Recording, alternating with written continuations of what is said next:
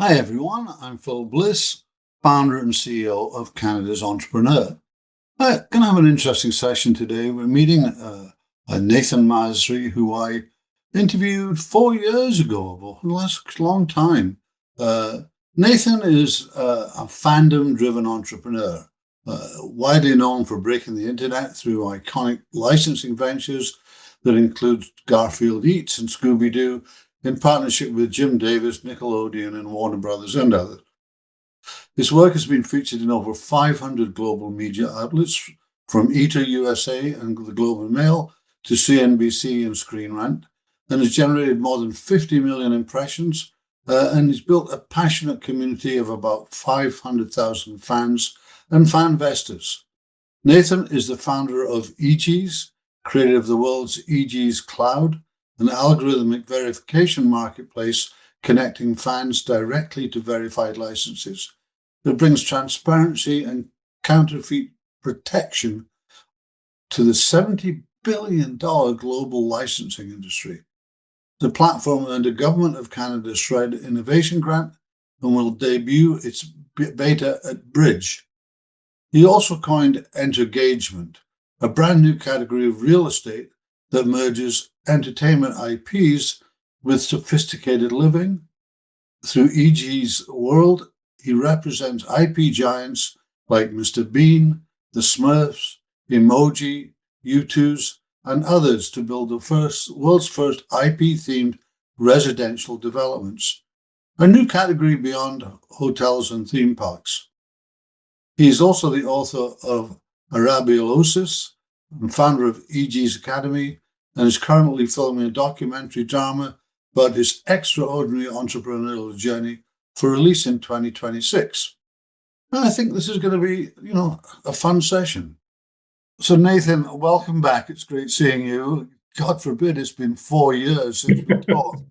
We're still alive. I know, and I know you're in Dubai at the moment, but you're very much Canadian, and so Of uh, course. let's sort of. So it's great to have you back with the flag behind me. There's just Thank you, for Phil. a change. Um, but Thanks for having me. for those that didn't listen 4 years ago, where does your entrepreneurial story really begin? Well, when I was born, I felt fire in my tummy.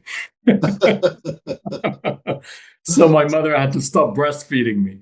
The fire was killing me, I'm telling you. It's just something that really, honestly, you're born with it. And it's as if your destiny, you're destined to solve something. You don't know yet, obviously, but you're destined to solve something. Is it the cereal market? I don't know.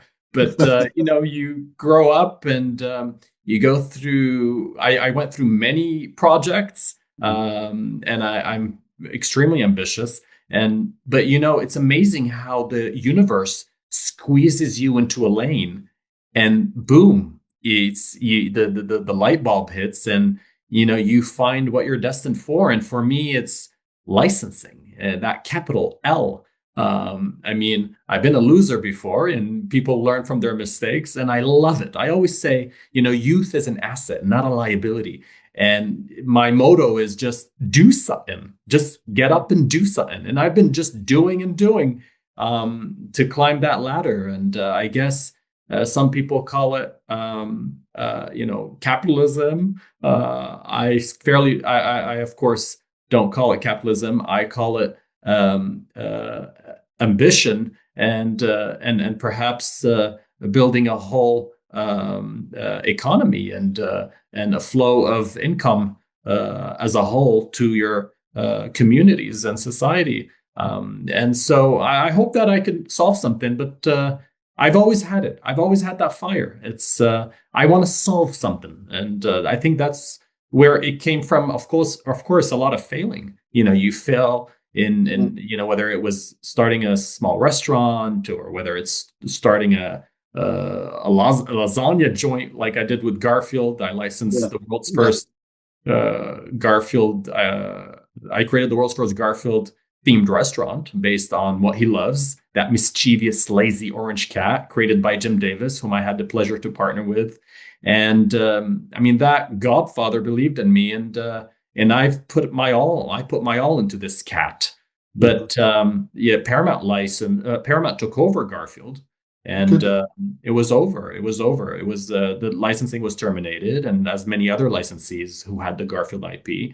And I've worked on other licenses like Scooby-Doo Eats, and I've learned licensing.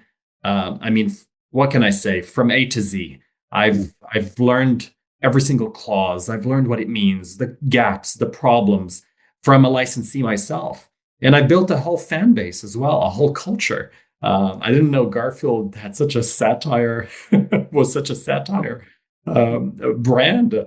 But and I've learned a lot from the fans. I mean, I've learned so much. I've learned the discrepancies between fans, licensees, and licensors, just a beautiful triangle. And I think that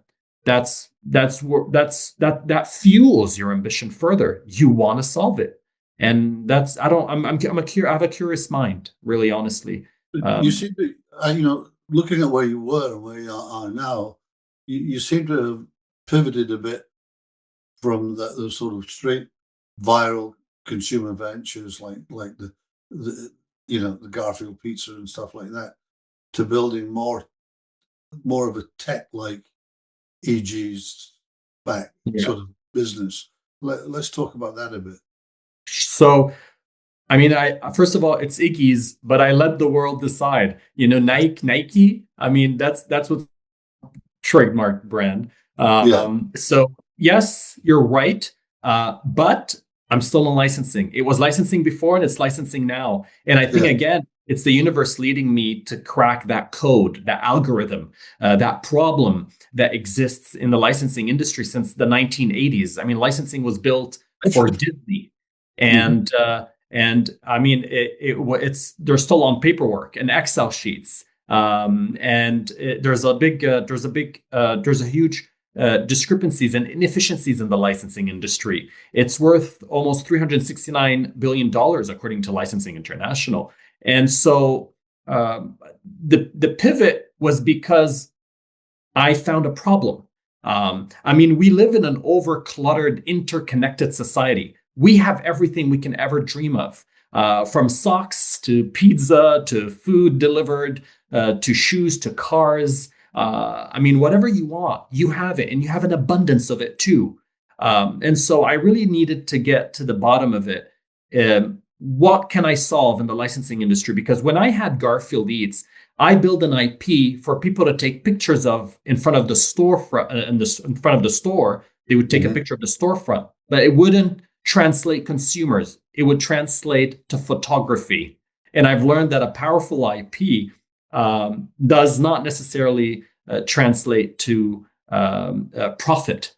And I had to understand, okay, well, I have the biggest blockbuster IP in the world. What can go wrong? Well, of course, there's a lot of things that can go wrong in a business. It could be many things: investment, location. It could be one of the five P's, or maybe all of them.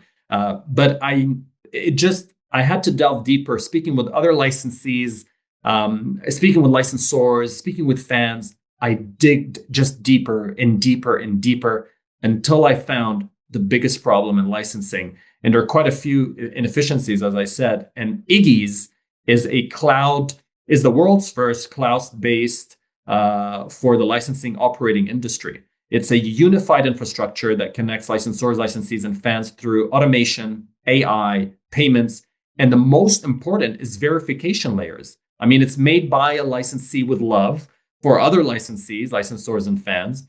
And why do I say verification layer? We live in a world that is by 2030 will be an estimated of $1.7 trillion of counterfeits.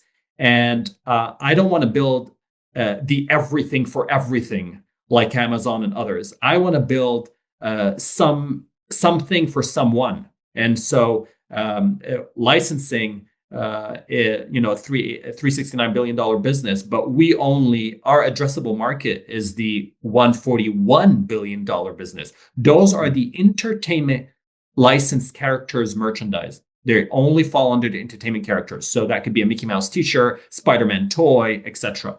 But the problem is the licensing industry, over 50% of that is dominated by the giants. There are only about five mega giant toy companies and or licensees that specialize in licensing, and they dominate the shelves. They dominate the market. And did you know there are hundreds of licensees that pay similar minimum guarantees, similar royalties to licensors, and you can't even find them unless you knew about their name in the first place, and then you start searching. And so that was one of the issues that drove me towards, again, still in licensing, but it drove me towards tech, like you said. And that's why I made that transition. I found a bigger problem. I found a huge problem, and I said, "Whoa!" I couldn't believe that no one solved this since the 1980s. And until today, yeah, it's there's I don't how do I say this in the most friendly manner? I could be a threat to some, and to some of the gatekeepers out there, or to some of those that still question what we're building. They don't get it. I love it. And that's what makes me, that's what gives me more confidence that I'm doing the right thing here. There's something there. And the licensees, they keep confirming it. Licensors keep confirming it to me. So that just speaks to me more and more, especially the fans. I'm close to the fans. I mean, I got over 500,000 fans across all social media networks. So I'm close to them. I know firsthand what they want. So that's a great thing about myself, is that some entrepreneurs in the tech world, there may be great executives, or they're developers, but they don't have the combination of tech and licensing. And that's very, very, very interesting. It's very unique. And that's my forte. Yeah. So that's one tech side of it that you've moved to, on the licensing side. And then the other thing that I was sort of interested is what you call engagement, which is the IP real estate and expansion, which I was kind of, let's just spend 5 minutes on that. Sure. How did it originate? Well, again, I just love finding problems or they follow me. It's either or, but I do well with problems. I mean, I just dissect the hell out of it, and I just come up with something that solves a problem, like EGEEZ World. EGEEZ World is another division of our company under EGEEZ Incorporated holding company. You have the EGEEZ Technologies, which is the EGEEZ app, and the platform, the cloud-based platform, and you have EGEEZ World. And EGEEZ World is the conceptualizers. It is a conceptualizer and an agency for mega global IPs in the world, recognized IPs. And my job is to transcend those IPs into the real estate world, into urban living. And people understand IPs. Again, I'm speaking of entertainment IPs, Smurfs, Emoji, Deadpool, even Tetris game IPs as well, Fortnite, Minecraft. And people often think of theme parks, or they think of toys, obviously, or what they refer in the licensing industry, LBEs, location-based entertainment. And so, or immersive zones, correct? EGEEZ World is the first licensing agency and conceptualizer. Why do I say conceptualizers? Because I go to the studios and say, hey, I have this great idea, or I'm sought after. Studios come to me and they say, listen, we think this can translate well. How would you envision this in the sector of real estate? EGEEZ World is the first licensing agency and conceptualizers in the real estate sector, a non-merchandise category. And so that's what we do. I believe theme parks are dead. I'm not going to wait just to sell a $40 ticket. And I believe people need more experience, more experiential, more experiential adventures, emotions, especially after COVID-19, and you want them to get out of the house and stop Netflixing. I mean, and just dead scrolling. You really want them to get out. You want to create a whole intergaging experience. Intergagement is just like you're saying pop tech. It's like you're saying theme park. It's like you're saying fintech. It's a whole mechanism. It's a whole new category in the real estate sector where you are creating entertainment and engagement within a community by leveraging entertainment IPs. And so that's intergaging. So it's fandom architecture of the future. No one has started fandom architecture unless if it was a theme park or a water park. And so that's what I'm interested in, is building the next world's first residentials and residences and hotels, or mixed use developments for a given IP. Imagine the world's first 007 smart tower. Who doesn't want to own a penthouse there? And imagine it's beyond mascot. It's beyond just a mascot waving and saying hello. It's about the design in the lobby, the whole education through a museum. Why should it just be a reception? It could also be a museum. There could be immersive experience within the lobby. Everything you see, you can buy, such as merchandise, from amenities like shampoos, conditioners, pillows, covers. That's a whole nother revenue stream. There is also an increase on the land. When you secure land to build on it, there's a whole valuation on this land that just increases overnight just because of this global IP and what you've built, a whole fandom architecture. And so we build, usually they build cities around cars. We build cities around IPs. And that's what interengagement is really all about. And that gave rise to EGEEZ World. I've had this word, I've coined it, since 7 years ago, but it finally found its way home. And I believe interengagement is a new category, and that's what EGEEZ World is. So, over the last, 8 years of entrepreneurship, 15 years, but yes, 8 years since I've known you. Yeah. I sold my first advertising agency at 25. What do you feel, creators and entrepreneurs need to know today, like just moving into there, what, based on, you've done some reinventions and stuff like that, based on your knowledge, what knowledge can you pass along to them that will help, that could help them move to another level?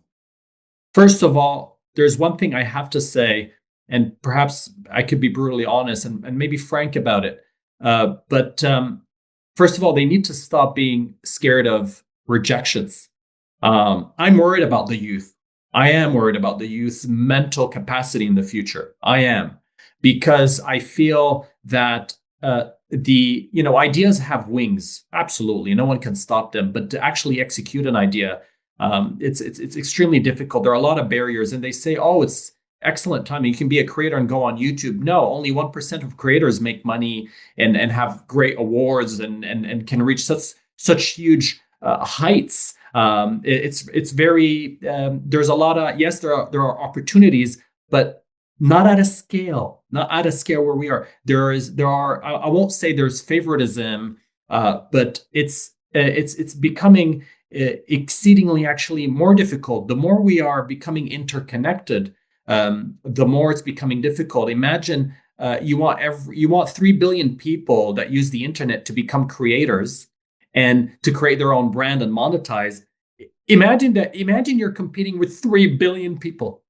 Imagine you create an account and you're competing with 3 billion accounts. And so it's becoming difficult. What are you going to start? Another underwear company or another? What are you going to do? What is it that the world really desperately needs from you? And that's where I worry about the youth. They're losing hope. They're in despair. Some are in depression. Some are on the brink and edge of suicide. And I worry about the youth. And what I can say is, number one, focus on yourself. Focus on your vision. Focus on yourself, no matter the rejections. I continue to send messages. I continue to pitch, and I see that I could see that they've seen them. I see that they read them, but they don't answer. Some think I'm an anomaly. Some think I'm crazy. It doesn't matter. It doesn't matter. You must focus on what you believe is right. And of course, you have to have the tools. So if your tools are in science or your tools are in technology, don't start becoming an actor now. So I believe that you have to be focused, myopically focused, and you have to be very patient and don't despair. And you got to get up and do something. Stop criticizing people on social media and commenting. Get up and do something. I think it's very important. There's a lot to be done, especially in the era of AI now. There's so much that's being done. But again, I still believe AI, the bubble will burst. And again, where does that leave the youth? And so I do worry. But they need to stand still, stand strong, and try to develop. They must find their what they're great at, and they must find a gap. Take your time to find that gap in that industry that you're in. Take your time. And if the universe sends you to a whole nother industry, it's okay. Be steadfast and be patient and go on with the ride. Don't despair.